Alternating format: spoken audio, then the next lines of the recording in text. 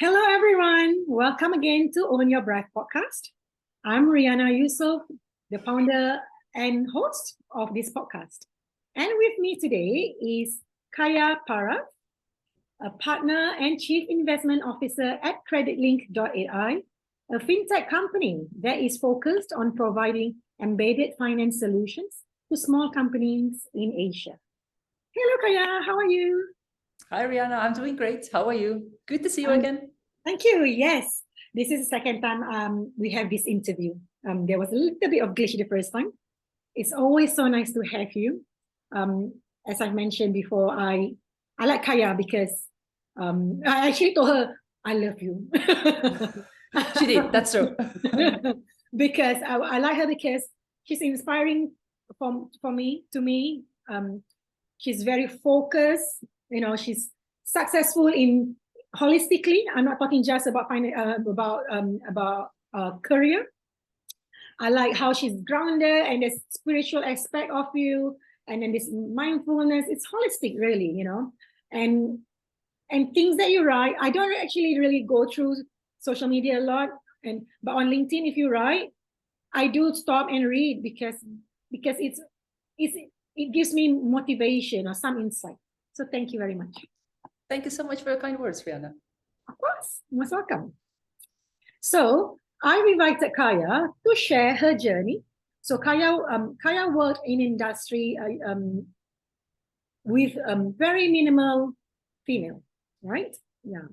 How does that feel? And she's very successful in the sense that she's also always on the stage, being the only female talking. In pink, wearing pink. Oh, yes. Pink and then red lipstick and then with her long hair. I love it. In amongst all the dark suit. That's something. Yeah, no, I love not to say shocking people, but I love the looks I get when I do go on stage wearing pink and having my blonde hair down and red lipstick. And there have been instances whereby I'm like, what are you doing here? Almost like, why are you on this stage? You don't belong here. And then taking the role of a moderator or being the first person to speak, as they often give me the microphone first, being the only female. It's good to see people's faces when they're almost like, oh, you actually know what you're talking about. Oh, yes. I think this is what makes me proud. Like I'm always rooting for women. I root for everyone, and especially women, especially in these minority places, right? So when I see you, it makes me feel so proud. But Ryana, you are spot on, meaning that I work for an industry that's dominated by men. So it's a fintech, financial services and technology, historically been dominated by men. And when I started my career in banking, I tried desperately to fit in, meaning that when I saw dark suits around me, I wore a dark suit. I had white shirts, I had cufflinks. I put my hair in a ponytail, didn't wear any makeup. There was no red lipstick. And I think my fear at that point in time was, if I stand out, do I get too much unnecessary attention? Reality was, Ryana, I got that unnecessary attention anyway, because I stood out anyway, just by being a female, just by being blonde, by being tall. And also because I'm based here in Asia, I was often the only Caucasian. So I stood out anyway. And there were a couple of instances that this day and age would be reportable under #MeToo. But 10 years ago, it was almost like a bit of a joke. So I came to realize, and I come to a point whereby, you know what? It doesn't matter what I look like. It doesn't matter what color my lipstick is. It doesn't matter how I wear my hair. If there's a predator in the room, they're going to be predator anyway, regardless what I do, regardless what I look like. So I decided to own what I want to be, I'm still professional. I'm still tidy. I'm not overly exposing myself in any way, but I just choose to be feminine because that's empowering for me. Amazing. I love it. And actually, Kaya, I have to thank you. You've just made me realize something. I mean, I'm a huge advocate for authenticity, but I just realized something. I love dressing up, but I tend to dress, okay, like you say you tend to dress darker, things like that. Right? For me, because I've been told sometimes that I can be intimidating, in for many reasons, maybe for having a voice or the way I look or the way I dress. But what I just realized based on what you said, I will try to dress down according to where I am. I naturally love to dress. Well, I used to be a stylist even, and yeah, because I don't want female, unfortunately, to have jealousy. So I want to avoid it. And I don't have a problem taking a a backstage, because I know no matter where I am, I'm confident of who I am. I somehow still shine. So I don't mind. But thank you for that realization, because whether I dress up or dress down, there's in your words, predator in the room. Someone's going to have anything on me, they will have. Thank you. And I think you hit the right point here as well. It's not necessarily men who will have some sort of problem with the way you look, the way you dress, what color your lipstick is. It can also be from females. And often I find females are the biggest enemies of other females. I would like to say, especially in a corporate environment, but I don't know if it's especially in corporate environment. At least that's my experience, having had quite a few very fierce female bosses. I always found that the female bosses were more strict. They almost felt like, because I had gone through all this hardship, I need to pass it on to you, because you're junior, you don't know life. Leadership. So it's quite interesting. So now, being a senior leader myself in the organization, I want to make sure I don't come across in such a way. So I take a bit more focus in our junior females, making sure that I don't come across overly bitchy, because I guess my MO or my sort of natural being is also being a bit aggressive, being a bit dominating. And that's probably because of a number of reasons. Firstly, I'm a single child. I played mostly with my cousins when I was growing up. I'm a tomboy. My elbows and my knees are full of scars. My ears are full of scars. And I've also worked in a very male-dominated industries. So maybe that has cultivated my personality, but I'm cognizant and making an effort towards being softer, especially when working with junior females in the organization. Yeah, I hear you. And when I go to meetings with men, so I have quite abundance of chairs. so what I will do, because I actually will use sports bra, just and I still get the looks, and it makes me uncomfortable. So and I would be very long sleeve with a sports bra inside. But there you go, just dress appropriately, whatever you want to wear. You don't have to water yourself down in any way. Thank you, Kaya. Absolutely. So what motivated you to pursue a career in fintech? And how did you get started on this path to your success? Because you are successful in your career. Firstly, success can be measured in many different ways. Of course. Yeah, so we can talk about that later. But coming to the question, it was never my dream as such to work for a fintech company. I like to say that life has sort of nudged me in the right direction without me knowing what the right direction actually is. So I started my career in finance, in banking. I spent 6.5 years with a big institutional bank here in Singapore. And then I did a bit of a 360-degree turn, going to a hedge fund. Then I went to a brokerage house. And then from nowhere came the offer to join my current company as the partner and the CIO. So it was sort of like life circumstances happening. But I reflect back, I have manifested a lot of the things that have happened in my life. Interestingly, I journaled about being a chief investment officer for a fintech company about 2 years ago. And I still have that journal entry, which is so interesting. And this is not the first time I have manifested a job for myself. There has been another instance whereby I have written down in my journal that I am going to have this position. And once I even put down a date And I kid you not, Rihanna, I got the job exactly on the date. Coincidence? Maybe, maybe not. No, I don't believe in coincidence. Yeah, no, no. Yeah. So, oh, congratulations. Thank you so much. So, point being, it hasn't been a path I have designed. It's been long sequence of consequences, but I'm thankful that they have happened, and I am where I am. Yeah. Do you think the fact that you believe in yourself plays a part?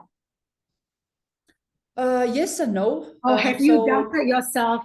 You know, sometimes we may not know exactly Mm. what we want or where, but we kind of knew, you know, the direction or the woman that we want to be. That's a great question because you know this sort of image of a duck that very graciously is swimming on the water, right? Looks like, oh, I have it all my shit together. I sometimes feel I'm the duck, meaning like everybody may think that I'm very confident and I know what I'm doing, but underneath I'm like paddling and I'm like, oh my God, what's going to happen? So I think I have been very doubtful of myself, my abilities, what I can do. I'm very lucky that I've had a few really, really good mentors in my life. I'm working currently with my one of my most significant mentors, and I would say a lot of my self-confidence has come from his enforcement. Just a couple of days ago, he actually said something that just blew my mind. I mean, he told me that, Kaya, you're probably top 5% of professionals I've ever worked with. I was like, wow, but you work with like really, really senior people who are really, really smart. And he's like, yeah, full stop.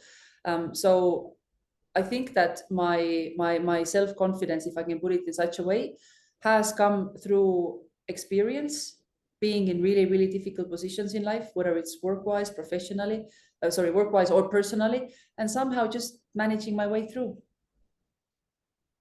I like that. It's true. I always believe, I don't believe people just born confident. You know, I seriously like, you know, people will ask me, but I'm not you. I'm not you. You can't say that because I've gone through over and over again series of self-doubt, anxiety, and still do. But my confidence grew in different areas, in many areas. Then I amplify it, right? And just keep trying. Yeah. So what are some of the biggest challenges you have faced as a woman in your field, and how have you overcome it? I wouldn't say I have been a target of some sort of, I want to say abuse maybe, or some sort of harassment. There have been instances here and there. It hasn't been systemic. I would say the biggest challenge I have had probably is again doubting myself, not having that self-confidence. Am I able to do it? Should I take this job? Should I pursue this career? And even if I think back, for instance, choosing my career in university, I almost was told that the STEM subjects are more for boys and the girls should go for softer subjects like maybe history and languages.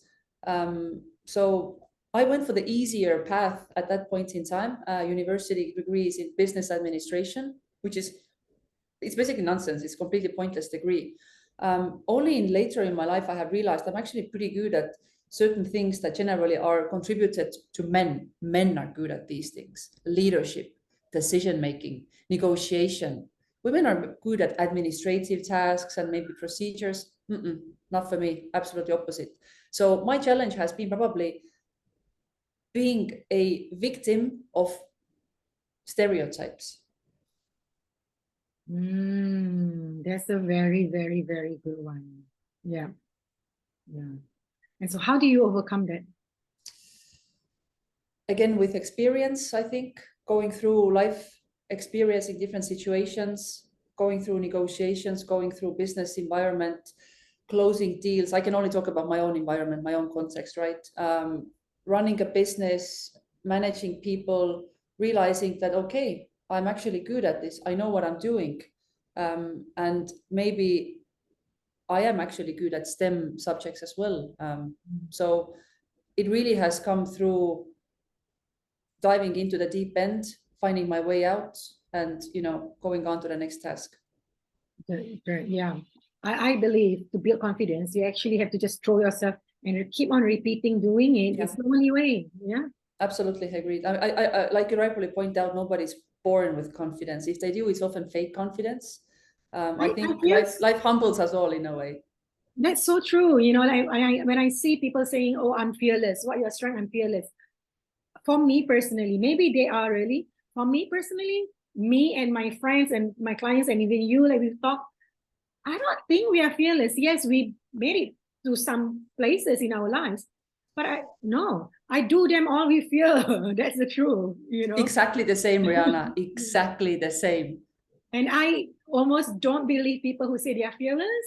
I think it's going to be the opposite. You're hiding your, vulnerabilities, possibly. Yeah. Or you're a psychopath that doesn't have that sense of fear. Possible. That's actually possible. We live in a world where these are the things that are happening, but we don't talk about it. Yeah, but how empowering is actually to admit that I am scared right now. I acknowledge that I'm scared right now, but I'm doing something about it. Like I'm acknowledging, I feel fear in my body. I have these butterflies in my belly and I feel like maybe I'm going to throw up. But let me twist that around and I'm going to say, oh, I'm really excited instead. Because Yes, it's the same emotion it. in your body. Just reword that, right? So I find it extremely empowering just to acknowledge this is what I'm feeling, this is where I'm at, but I'm choosing to do something about it. Love it. Yes. Thank you. Yes, that's a very good one, everyone. So what she just Kaya just mentioned is to acknowledge, be present with what you truly feel, and rewire your thinking, your thought about it. That's so important. Mindset matters. Thank you. So what strategies or habits have helped you, and you found to be most effective in developing leadership skills and advancing in your career? Leadership skills and advancing my career. So great question. And I'm going to take it back to a bit more personal level because I have realized the habits and strategies that actually have helped me to stay grounded, stay calm is a lot to do around my daily habits. So for years, albeit I've had periods where I've dropped my daily habits, I wake up in the morning. First thing I do, I have a cold shower. In Singapore, we don't really have cold water. It's maybe But believe me, lukewarmish. to us, it's cold. To us, it's cold, exactly, especially when we come from warm bed. Yeah. It's followed by a bit of meditation, bit of breathing work. I like to exercise. When I exercise hard. Every now and then I journal and I do ice baths. And I have found these practices to be the most grounding, keeping my head sort of empty of unnecessary noise, because I think a lot of our anxiety, a lot of our stresses come from that noise that, maybe you are not good enough, maybe you can't do this, maybe you're not going to succeed. If we're being in cold water for 5 minutes, trust me, you're not going to think about that. All you're going to think about is breathe in, breathe out, breathe in, breathe out. So I'm not even going to bring in any comments about, oh, I'm really good at time managing my calendar and I'm really good at, I don't know, sorting out my emails. I find the foundation of everything that I do comes from those daily practices. I'm totally with you. Like, because the same last year, I'm not super good in the past on discipline this, but last year was one of the hardest year I've experienced in running business. So I just started, I step up, I was consistent every day, game changer. Game changer. I just like last quarter of the year, I smashed through all my goals. And yes, brilliant. Yeah, that's excellent. And just simple exercise, but consistency. And there's also stuff you can add, and obviously, Ryana, everything that you do is complementary to those daily practices. I mean, sound healing, absolute favorite of mine. 1 hour, 90 minutes, it completely reboots me, my brain. On top of that, you have yoga practices, somatic therapy, all these things, they complement. But I think the foundation generally is just taking the time to be with yourself, exposing yourself maybe to cold, to hot, breathing through the belly, and just trying to, silence that noise. Correct. Own your breath, everyone. Own your breath. Exactly. That's how we ground ourselves. That's how we anchor ourselves. Because it's so easy to get scattered. But you come back to your breath, you own it, and then you recenter yourself. Thank you, guys. And what has this whole journey made you before and today? Or would you describe to us, tell us, how were you before? Before, where you are today with all these practices? I don't know what before or have you always been this woman? No. I'm thinking, where was before? At what point would I define before? At what point would I define after? Because there have been periods of ups and downs. I don't want to leave the impression that I'm always the one who wakes up early and then starts with a workout. I completely lost my routine during COVID. I mean, 2020, 2021, for me, it was just like slump. I was just like a blob sort of functioning through life, probably drinking way too much alcohol, consuming way too much social media, not exercising enough. It wasn't a great place. I don't think many people were in a great place at that point in time. But before, I think I was just a person who got carried away with what life sent to my way. Meaning, if something happened, I missed my appointment for something, or I lost something that I owned. Oh, these things always happen to me. Oh, life is so unfair. Just constant, like everyone else's fault. Something is wrong with life. I think that was my before, not taking ownership of.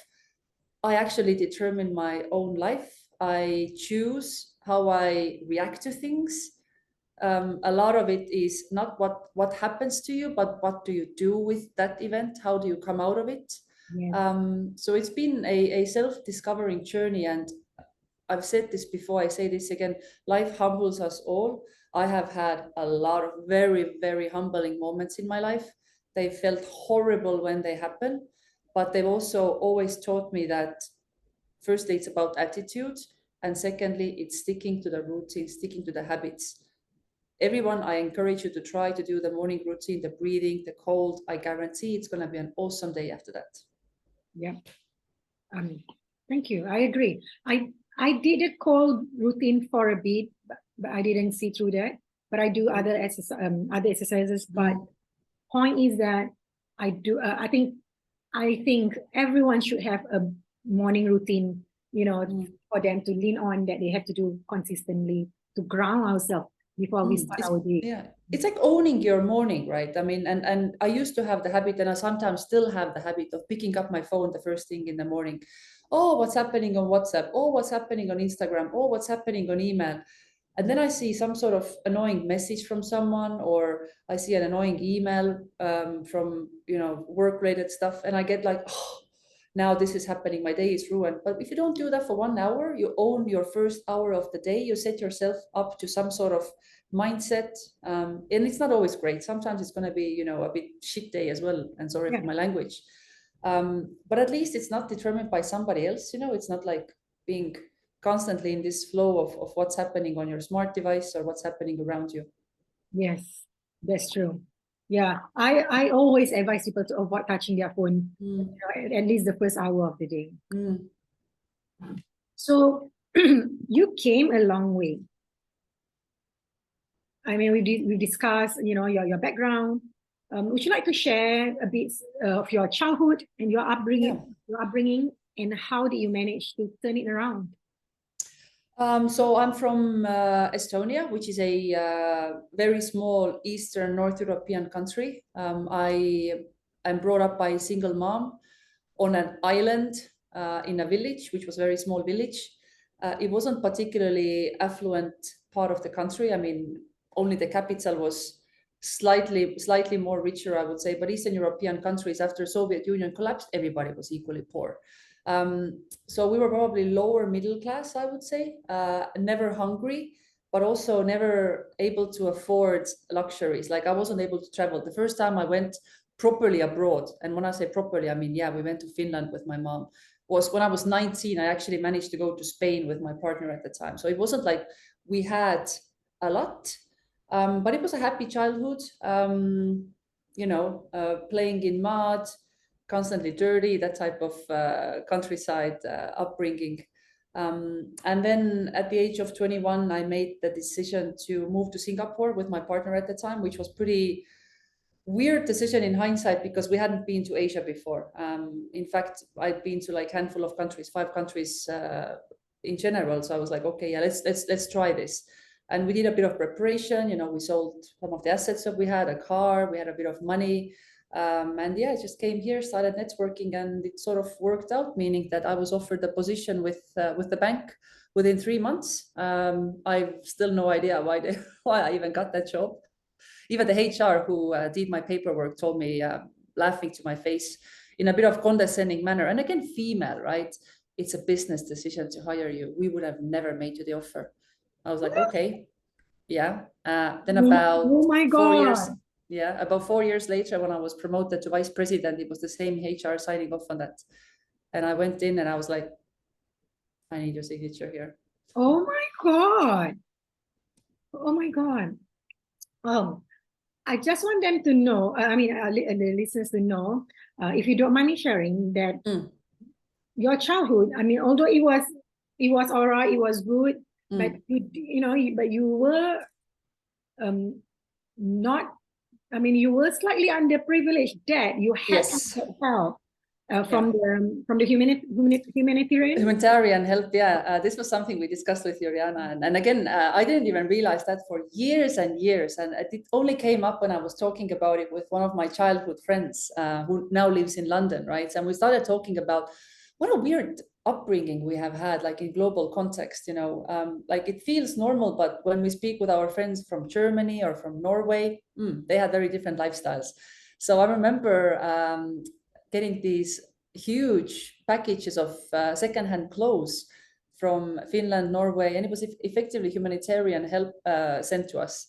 So we went through like this pile of clothes, like, oh, jeans and colorful jumpers, because we didn't have any of that in Eastern Europe, especially post-Soviet Union collapsing, right? When we didn't even have, I remember my first banana. Can you imagine? I remember having my first banana, and it was completely green because we didn't know we had to wait until it turns yellow. So I was eating it. I was like, what's the fuss about? I was probably about 6 years of age. So that must have been around 1992, 1993. Yeah. Oh, cool. So look at you, right? From having to go through clothes, and now you've worked your way up, and still very humble, still very grounded, and you've turned around your life. And I think that's very, very inspiring. Thank you, Ryana. I attribute a lot of it to my mom, and again, something we discussed with you. I think a lot of my values, especially around work, the attitude, and the ethics, have come from her. Again, being a single mom, you have no choice. I have massive respect for single moms. They are probably the hardest working people on this planet. And so was she, and so is she. She's still working. So I think a lot of it has come from her. I'm not going to say everything she has instilled in me from that perspective is healthy, meaning that there's a lot of over independence, there's a lot of overachievement, but I think today's society, these are the characteristics that actually are rewarded. Yeah, that's great upbringing, because not everyone, I think, like I have an amazing family, but my mother was single parent as well. But the upbringing is a bit different, so we had a lot of help from others, because my mother was sick. She's sick from a lot of abuse, so she couldn't work. So she's so used to hands out, right? So literally everything we have to teach ourselves to work hard.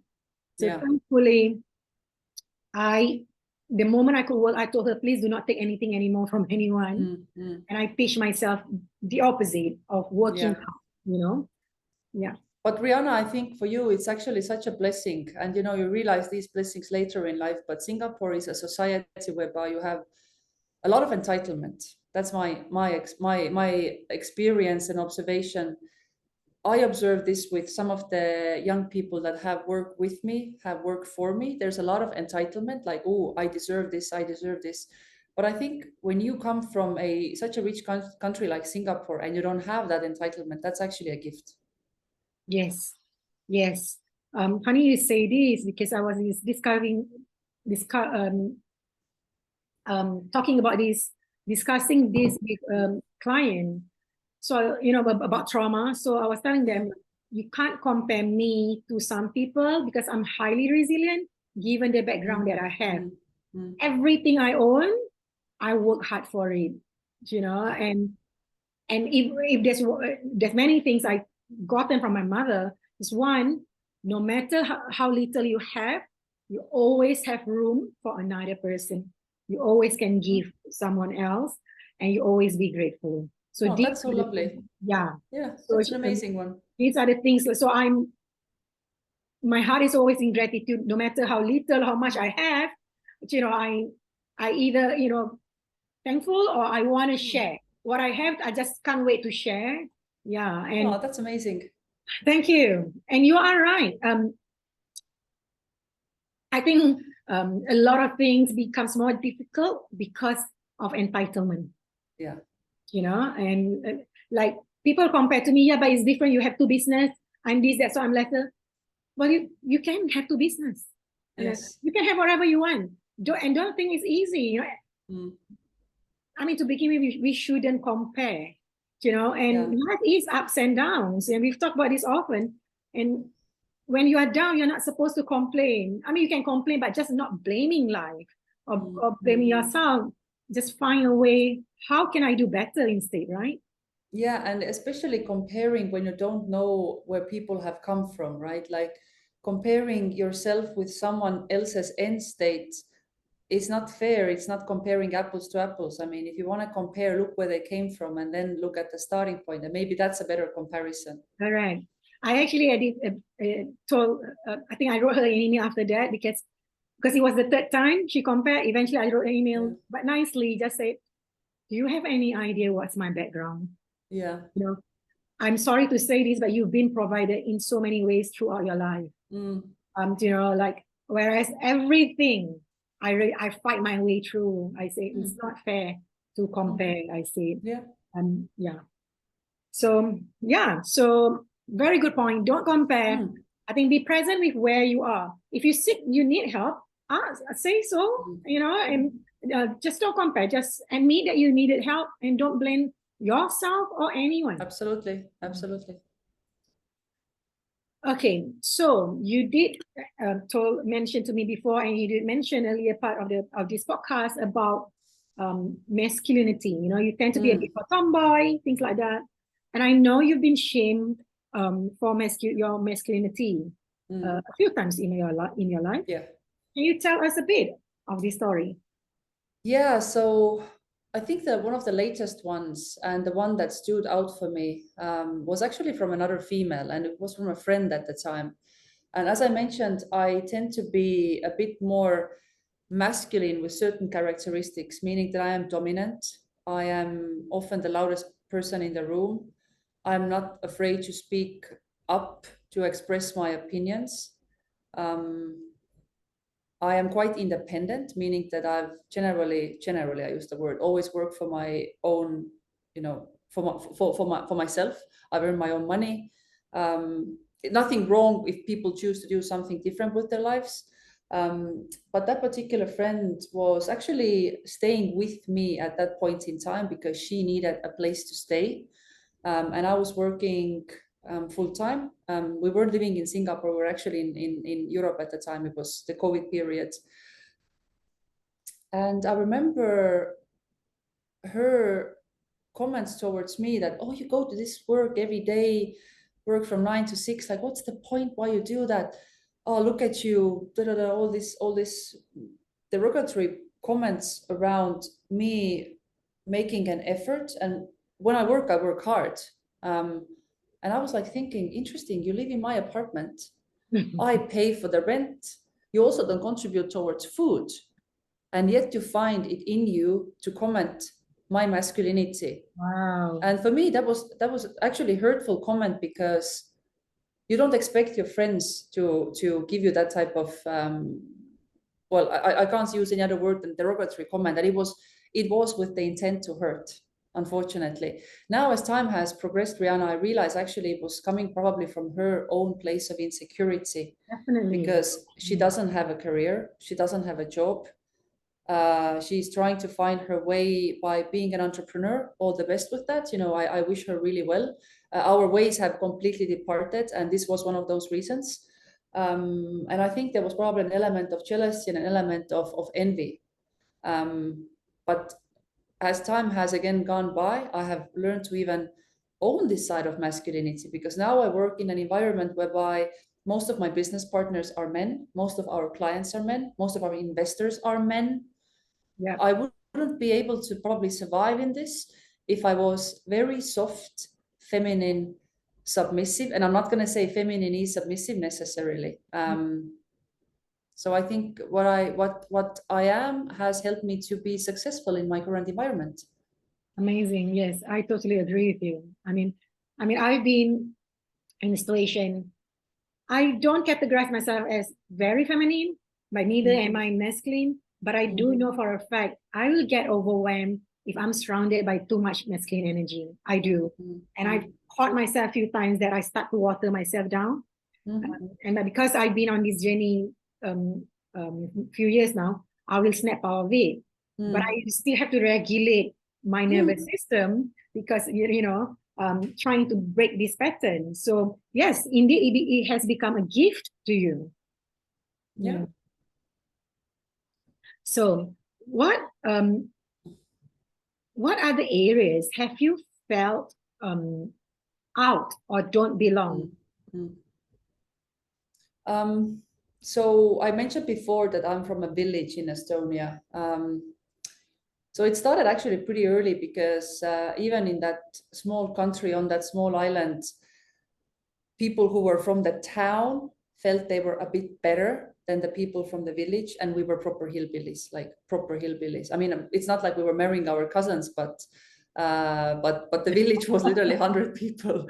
The school I went to had 100 people, right? So it was a really, really small sort of environment. So I remember when I started hanging out with that town crew, noticed that they had maybe nicer clothes, and maybe they had slightly better jeans and that type of stuff. And then later, when I started hanging out in the capital of Estonia, then I also realized that probably my clothing was a bit modest. The way I speak Estonian, the island people have a bit of small dialect. So I was ashamed of that. I tried to get rid of that. So which I've actually done now. So people, when they hear me speaking Estonian, they can't tell that I'm from the island. And then when I came to Singapore, it was again a similar pattern. Like Eastern European sometimes doesn't carry the best reputation. So I noticed that I started internationalizing my accent, I shall say. I started, using certain ways of pronouncing R's and certain ways of these, that type of Must be a lot of pronunciation. hard work. Yeah, but as time progressed, I realized again how unique is my background, how unique is my heritage, coming from a small country, coming from an island that has actually amazing Viking history, right? They still dig out like fully preserved Viking ships on my island. And now I'm like, you know what? I'm going to speak with my accent. I'm going to say, and I'm going to say, and, and I actually emphasize the way I speak. So now it's quite funny, because when I do every now and then my TV interviews, the people introducing me, they're like, oh yeah, and we have this accent lady, or a couple of times they've actually mentioned this, and I'm like, I love it, I love it. I'm totally okay with that. I'm totally okay with that. So I'm starting to, not to say be proud, because that's not the right word, but I'm starting to own owning what your I am. breath, everything you are. Owning that. That's so empowering. That is so empowering. Yes, yeah. So there's no shame in that for me anymore. I mean, not about my upbringing, not about where I'm from, It's more like just owning it. What were my circumstances, and just I don't need to put that at forefront, but if it becomes a topic, I will talk about it, and I'm happy to share my experience. Yeah, totally. So what advice would you give to other women having similar struggles? Like, for example, I think not feeling belonged or feeling out, because it's quite common, okay, either family backgrounds or as simple as because women tend to be not to be heard or seen enough as they should be. Yeah, well, I mean, I think the best advice I can give is to find your tribe. And that tribe can come in many shapes and forms. It can come through Instagram, it can come through LinkedIn, it can come through the eclectic room in Singapore, it can come through yoga studio. Just sort of go and find people that you click with. I think women are pretty good at picking up vibes, meaning that you can sort of pick up if you vibe with somebody, if you are at the same wavelength. Is there any likelihood to become friends? Like when I stepped into your room, Ryana, I knew, and I've shared this before, it felt like one of the warmest places I've been. Thank you. I should come back more often. I actually realize I haven't been there for a long time now. But finding your tribe, finding the people that support you, that are not envious, that don't need to bring you down because of your masculinity or whatever characteristics, that root for you and applaud you, and that this is the most important thing. I think isolation kills people slowly but surely. So finding people that you're on the same wavelength is the only way to go. I totally agree. Totally agree. Like, I think it is true. Sometimes we can feel alone, lonely, don't belong. And I've been there way too many times.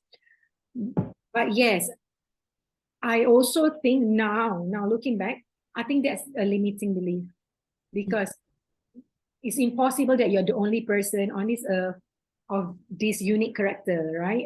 As much as we are all really unique and special. So what I did, I start reaching out.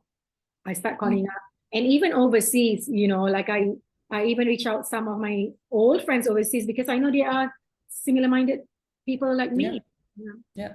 And how lucky are we? Again, this day and age, we have a mobile phone that we can call anyone. We can call our friends. We can have the video call. Fine, it's not the same as meeting them face to face, but when you have those conversations, those encouraging discussions, your body still produces the same hormones. You still produce oxytocin. It still makes you feel good.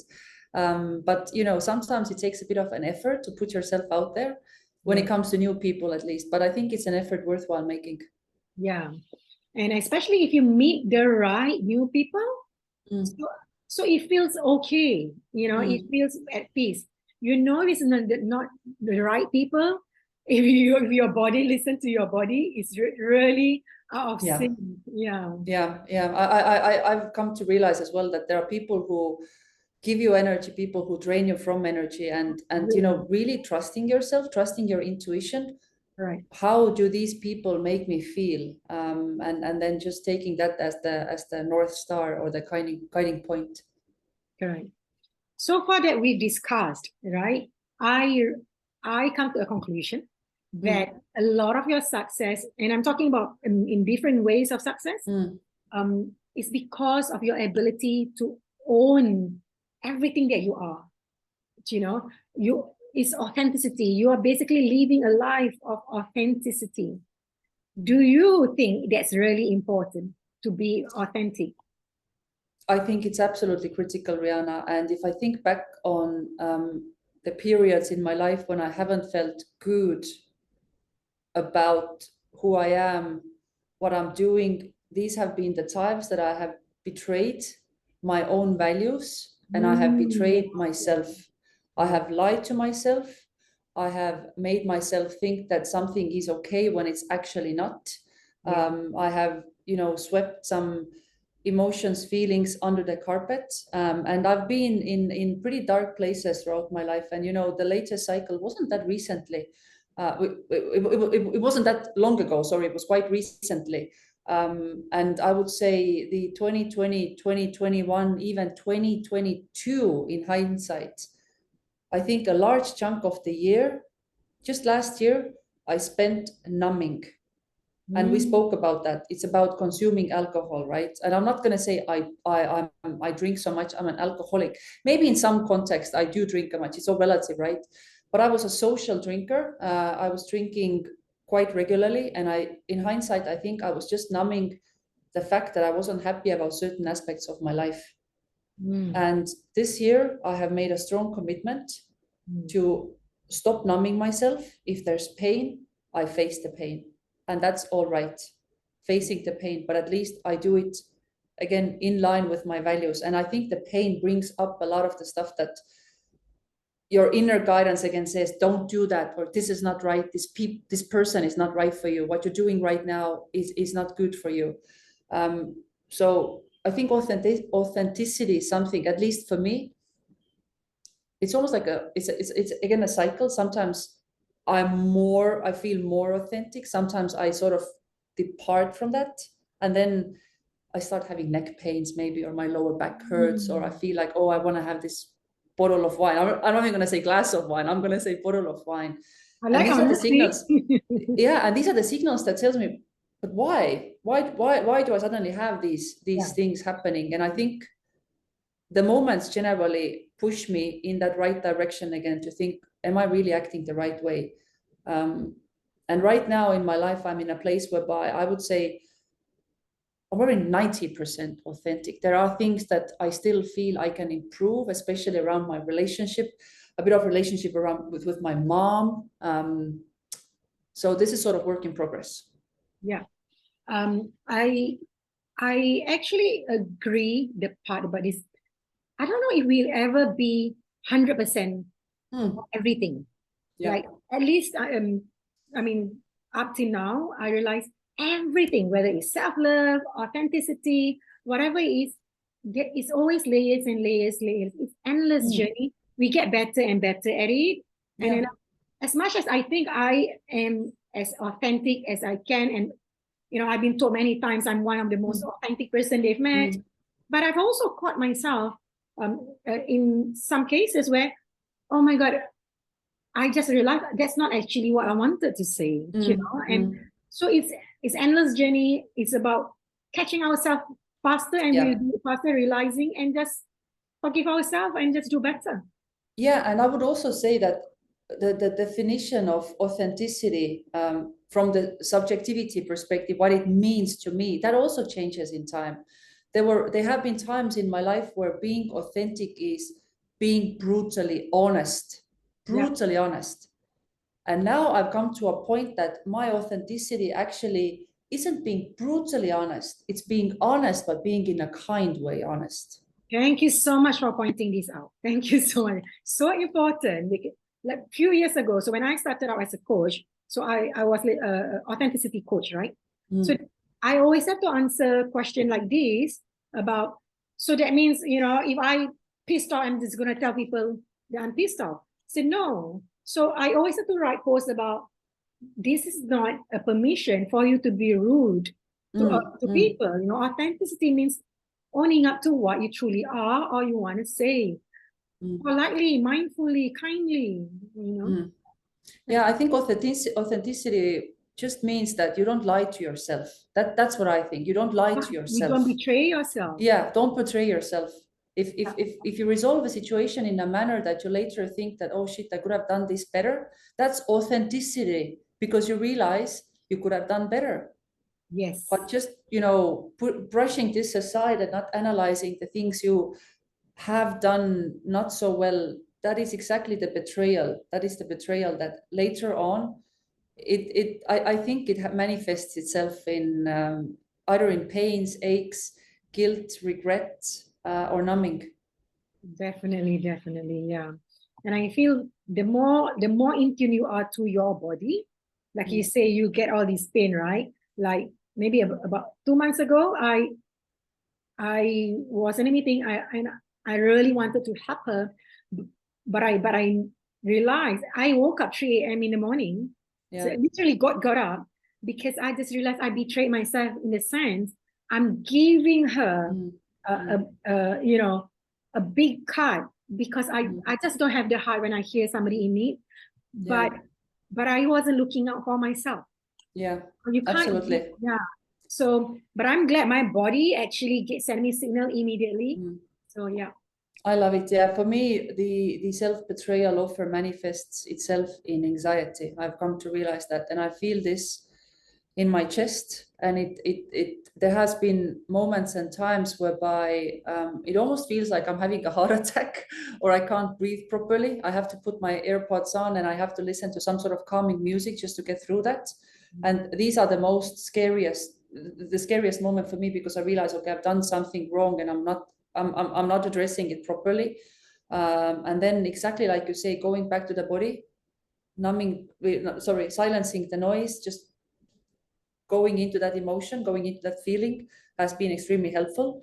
And then something I've started to do for the maybe 9 months now is something called somatic therapy, available here in Singapore. Absolutely, I want to say life-changing, but maybe that's a bit too traumatic, but I would say perspective-changing way of conducting therapy.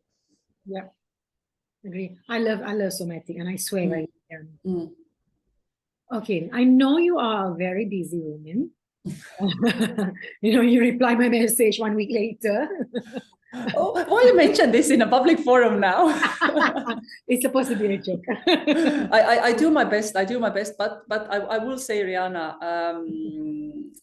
sometimes not responding to messages has become my way of being kind to myself, because the messages sometimes get overwhelming, because we conduct a lot of business, a lot of work over WhatsApp and over messaging as well. So sometimes I just completely block out messages I absolutely don't have to respond to, just to maintain my own mental sanity. So I apologize for my slow responses. No. I was just, I totally I know, you're teasing me. And I totally understand. To me, if I don't get a reply from you or whoever, it's really, we can be so busy, and especially the important ones.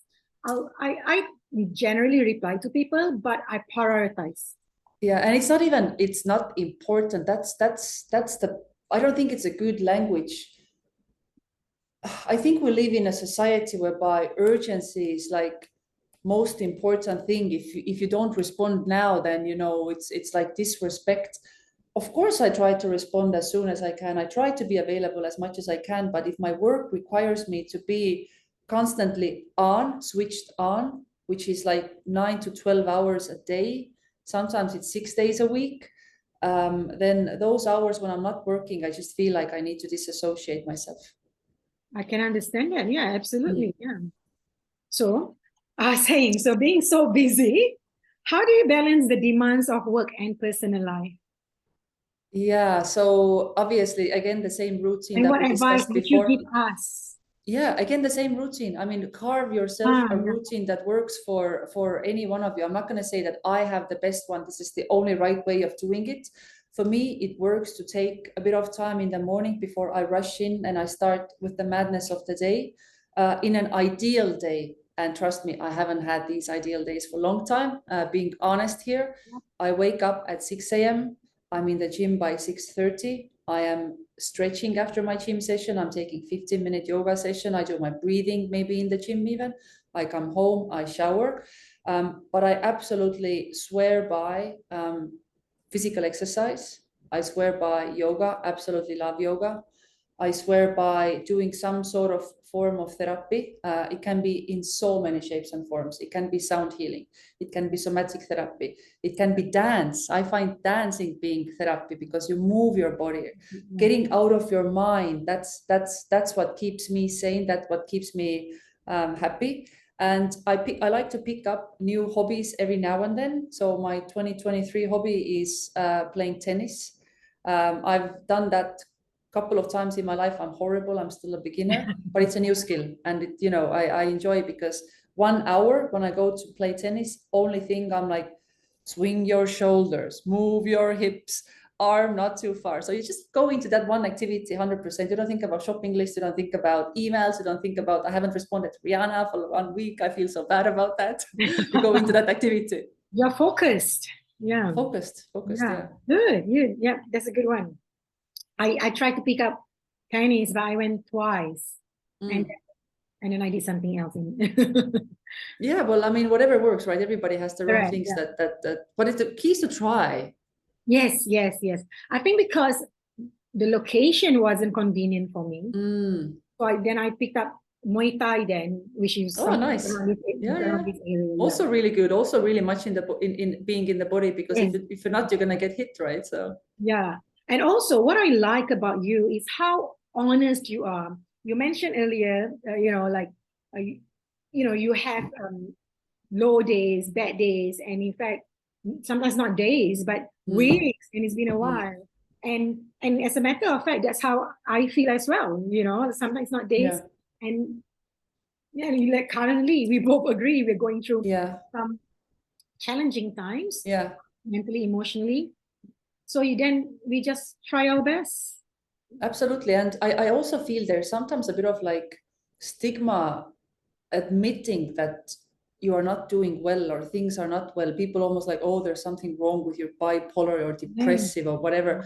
Not necessarily, because there are days when I feel absolutely amazing. I mean, there are periods when I feel life is great. I can do anything. Yeah.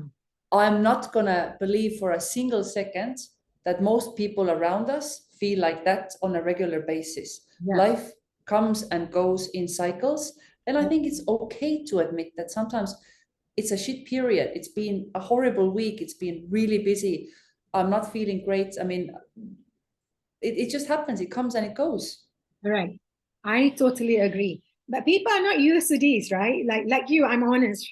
Like I said, how are you feeling? I said, I'm good, but a lot of anxiety. And he's like, is that not hypocrite that you have anxiety but you're teaching meditation, Samba life coach? I'm like, no, not at all. If anything, it makes me human. Yeah. Yeah, You're allowed to feel that.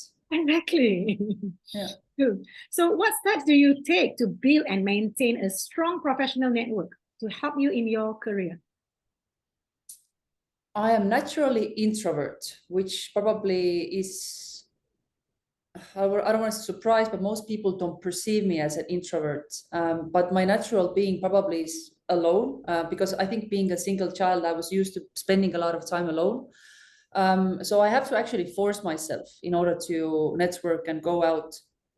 And again, I'm going to admit that there have been times in my life where I was able to achieve that social butterflyness by having a glass of wine or two. Then it was much natural for me to network. But again, it's a conscious effort. And interesting thing happened again this year. So I made a promise to myself in 2023 to build my network. I feel like I need some sort of professional network. I want to be among women perhaps who have gone through similar challenges that I am going through right now, which is, maybe dealing with a bit of imposter syndrome, being in this male dominated environment, sometimes maybe feeling not heard, or all the things that happen. And I thought in my head, okay, I'm going to do this year. And then somebody reached out to me on LinkedIn maybe about 3-4 weeks ago.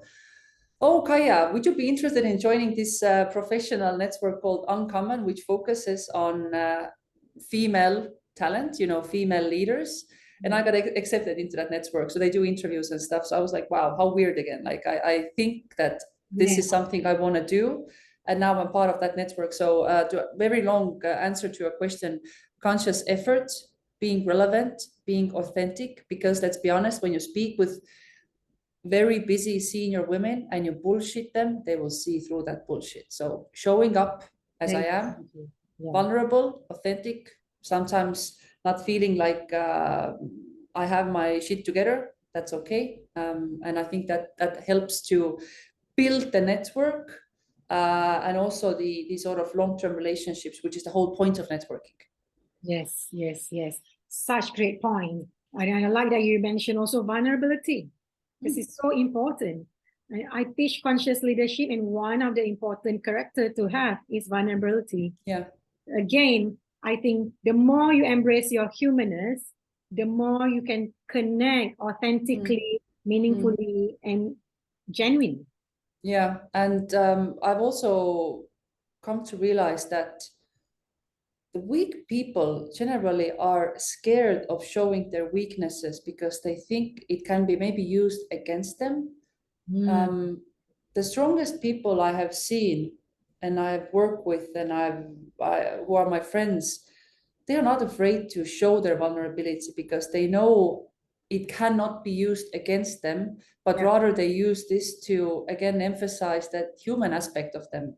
So if somebody is desperate to seem very confident, very masculine, or maybe masculine not the best word, but I have everything together, I know everything. I'm starting to doubt, like, do you really have everything together? Like, I think this is the overconfidence that for me just signals a little bit that maybe you're trying to hide something. Yeah, it's compensating for something. Exactly. Yeah. Very good point. Yeah. So how do you approach difficult conversations or negotiations? And what tips do you have for other people or women navigating these situations? I do quite a lot of TV interviews. I do quite a few panels. For me, what works best is preparation. Preparation, thinking through what I want to talk about, writing things out, making bullet points, rehearsing in my head. How do I want to come across? Thinking through my body language beforehand. Where do I place my hands? Am I going to be like this when I speak to them, or am I going to be like this when I speak to them? Am I going to make my point by putting my hands on my heart, or am I going to pointing fingers? So these type of things help me to prepare. And again, have I had a lot of really difficult conversations in my life professionally? I'm going to say no. Maybe they don't seem that difficult now. Maybe they were at that point in time. But generally, preparation is the key. And if you can't prepare the talking points because you don't know what the conversation is about, maybe you're being pulled into your manager's office, at least maybe taking a minute to ground yourself through breathing. Yes. So important. Thank you. Yeah. Preparation is so important. I find myself screwing up things when I don't prepare or prepare enough, Yeah. So, I make it because the thing is, and the way our brain works effectively, we don't cope well with uncertainty. That's our brain needs certainty, even if it's false certainty. But at least there's less anxiety when you sort of can imagine what the situation is going to be like. So creating that maybe narrative in your head, like, oh, I think this is what's going to happen, or maybe this is going to be discussed. I think that actually helps to calm down the nerves. Yes, right, yeah. So looking back on your career, what is one piece of advice you wish you had received earlier on? And what would you say to other women who may be struggling or facing setbacks in pursuing career where they are the minority? I've gotten a lot of really, really good advice in my life. I got a lot of shit advice as well, to be honest. But one of the best advice I've gotten, and I would always share with everyone, is to get yourself a mentor. A lot of the big corporates have formal mentorship programs. There are a number of informal mentorship options. Again, you can find them on LinkedIn, or you can just approach a person that you admire or who maybe is in a senior position, build some sort of relationship with them first. Maybe ask a casual question if possible, maybe invite them for coffee. And then you can also ask, would you be my mentor? Would you guide me in certain things? That has been absolutely invaluable for me in life. And another piece of advice I would say is worry less. Worry less. It doesn't do any favors. Thinking back on some of the difficult moments in my life, there have been times whereby I have gone nuts in my own head. Oh, what if this happens? What if that happens? But now in hindsight, if I think back, some of the most difficult moments in my life, so I've shared with you, I've been fired 3 times in my life, not because of my performance, but because companies have gone through restructuring or whatever shape and form. They've had to eliminate the position I had. But the things have always worked out better. And even the time when I had to leave Singapore during COVID because our company was liquidating, I was, oh my God, that's the end of me. That's the end of my personality. That's the end of my identity, because a lot of it was tied to the fact that I was working in this financial services company. I had this position, I was traveling, I had all these things. And when that came to an end, I was like, I don't know who I am, what I am. But that took me to another opportunity, and that opened another new world with all those media engagements. And I, learned about me that I'm actually good at public speaking. I have that self-confidence. So now the point I've come to is, even if situation is shit, it's probably good for my future. So don't worry overly, rather try to make the most of it and see how things work out, because things always work out. I like this quote, by the way. I don't know who said that, but it's, everything is good at the end. If it's not good, it's not the end. Yes, I remember this quote. Yeah. I love it. Whom, but yes, Yeah. that's a great quote. That's true. Yeah. Cool. Thank you so much, Kaya. You've shared so many tips and insights, honestly. And most importantly, if I'm going to wrap up everything, is that you stress on the importance of owning up to everything that we are, on authenticity. So thank you so much again, Kaya. I look forward to have you again with me in future. Ryana, thank you for the opportunity. I enjoyed the conversation. I can't even imagine that an hour has already flown by. I think that's always when we have a chat, that then just time flies by. Yes, so yes. Thank you again. And yeah, and I do agree with you. I do think you are a natural speaker. I feel this from the beginning that I met you. So it is in fact a gift that I. But as you know, this is the first time I am actually sharing so much about my personal life. Most of my public speaking engagements are about inflation and central bank policy. So talking about coming from a not so affluent background, and from the island, and all the shame that was around that, that's completely new for me. So so thank you for giving me the opportunity to talk about it. My pleasure. Thank you. I'm honored to, because I think vulnerability is not easy, and I'm honored and humbled that you share this with us. And I'm sure you are inspiring so many people. For starters, definitely me. Thank you. You're welcome. Thank you so much, everyone. I will write down the info on how you can find Kaya. So I'll see you all next week. Thank you so much. Bye.